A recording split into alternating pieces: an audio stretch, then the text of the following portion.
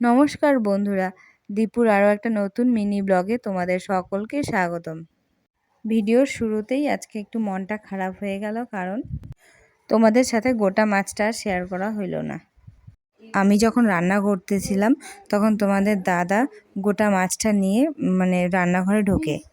মাছটা দেখে আমার খুব ইচ্ছা হলো ভিডিও করার, তো আমি ফোনটা নিতে ওপরে আসি, আর এদিকে তোমাদের দাদা মাছটা কাটতে বসে পড়ে। অর্ধেক মাছ কাটা হয়েই যায়। আমি এবার বলছিলাম, এই মা তুমি মাছটা কাটে ফেললা? বলে হ্যাঁ। তারপর বলে কেন? আমি বলছি একটু ভিডিও করতাম। বলে তো আগে বলে যেত আমাকে।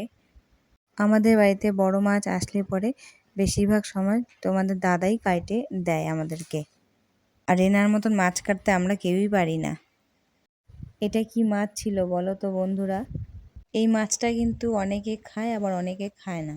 যেমন আমাদের বাড়িতে সবাই আবার এটা খায় না। কিন্তু প্রথম কাজ হচ্ছে মাছটাকে ভালো করে কেটে ধুয়ে নিতে হবে। দ্বিতীয়ত মাছটাকে ভালো করে হলুদ, লবণ, তেল দিয়ে মাখে ভাপে বসাইতে হবে। আর এই কাজগুলো কিন্তু আমার বরই সব কিছু করে দিচ্ছে।